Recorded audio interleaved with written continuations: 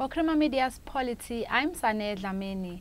Researcher and analyst Professor Raymond Suttner joins me for Suttner's View, a weekly commentary on South Africa's political scene. Welcome, Professor. Thank you.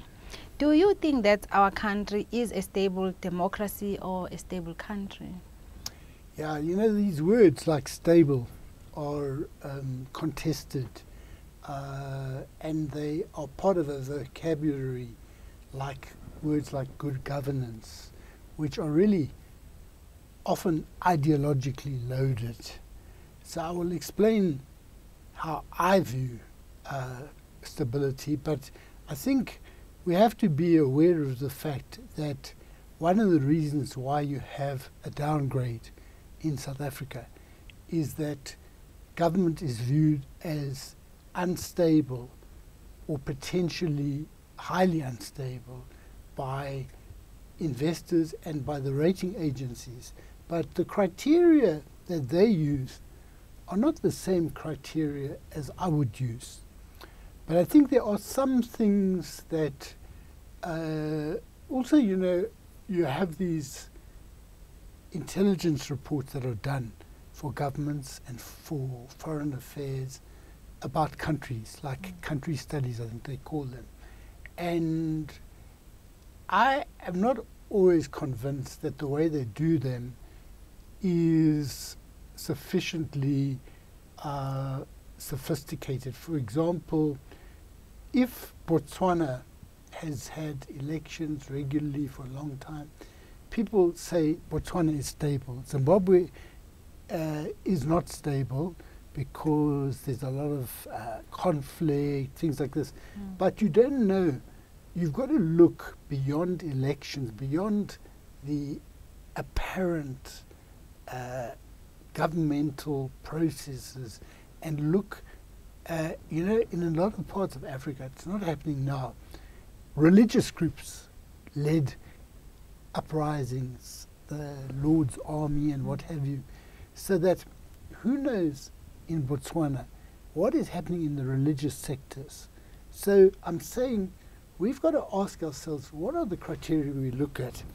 And we have a situation where we're in a low growth economy with a high debt and very high unemployment.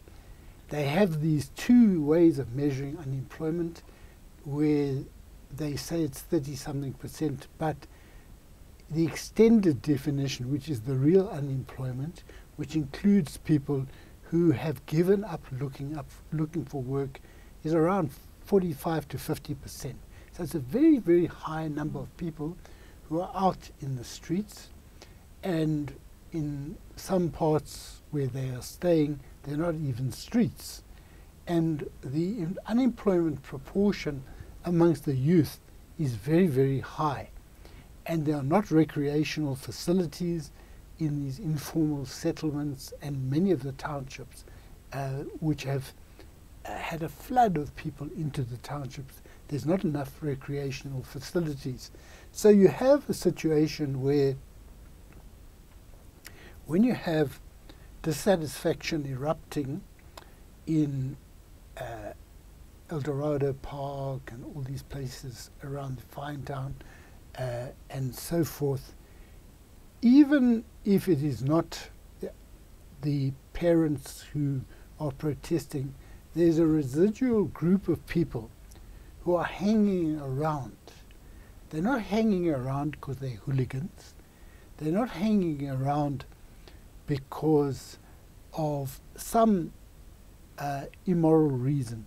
They're just without work. And there are no processes which can prepare them for work, because even when they've got degrees, in many cases, they can't get into the job market. Now, that is at a surface level leading to a huge upsurge of protests in South Africa. I think that Paul Mashatile today says that there's a backlog of 600,000 houses in Gauteng. It may be even more for all we know. Now, this uprising is occurring in a number of coloured areas at the moment, predominantly coloured areas, but you also have the outbreak of violence in Colini in the northwest relating to the killing of this, or the the death of this young person, and the outrage of the community over bail. Now, what I think all of these things testify to, the readiness of people to burn down, as in Vuani,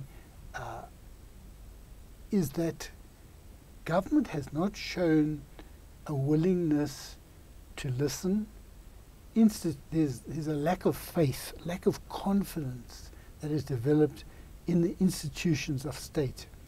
You have the Hawks charging someone, saying publicly it's a coup plot, and when you see that report, you can see immediately the person wants to assassinate both the so-called state capture people, the Guptas, but on the other hand, he also wants to assassinate people who are so-called white monopoly capital people.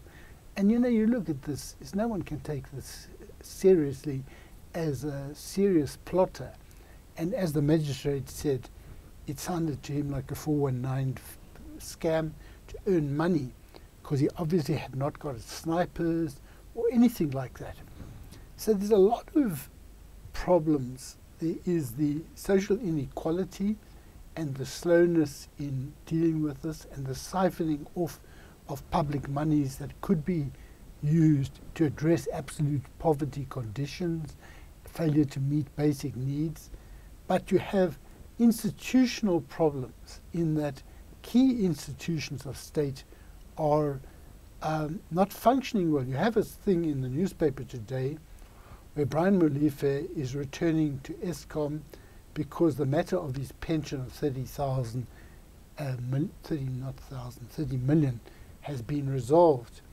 Now, Brian Molefe did not resign over a pension. He only got a pension after he left. He retired.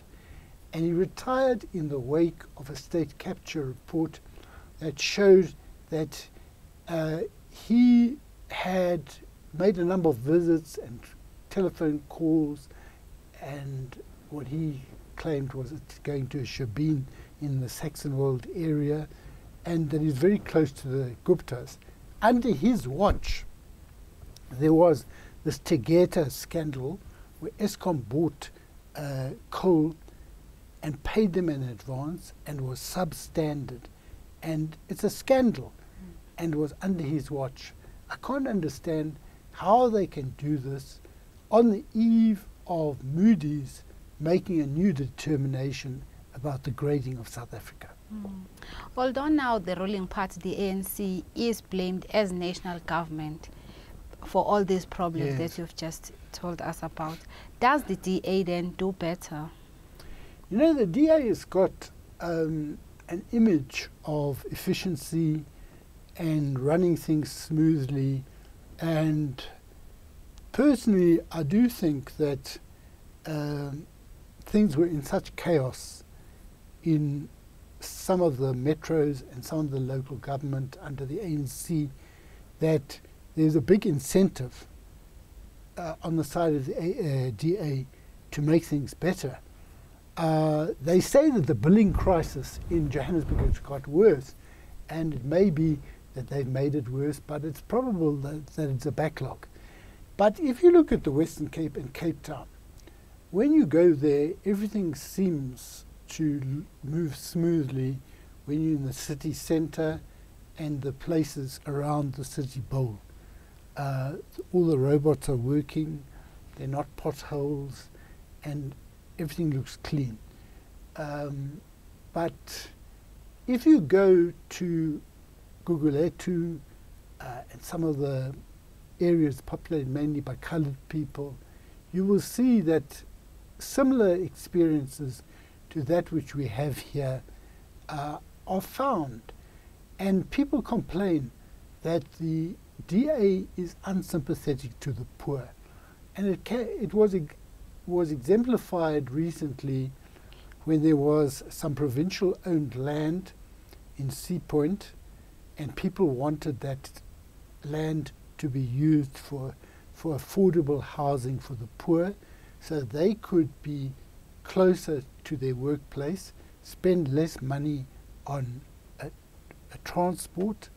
Instead, they sold it to some school, and they had a range of reasons for this. And there's a movement opposing them called Reclaim the City, because Cape Town is probably one of the most segregated cities in the world, and that has become worse under the GA.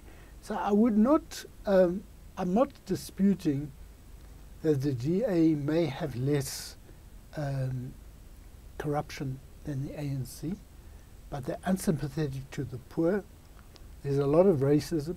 A lot of people who were in the Nationalist Party have come into the GA, and some of them were involved in scandalous behavior during the apartheid regime. So it's not just the ANC. Thank you, Professor. Thank you. That was Professor Raymond Suttner speaking to Creamer Media's Polity on whether South Africa is stable.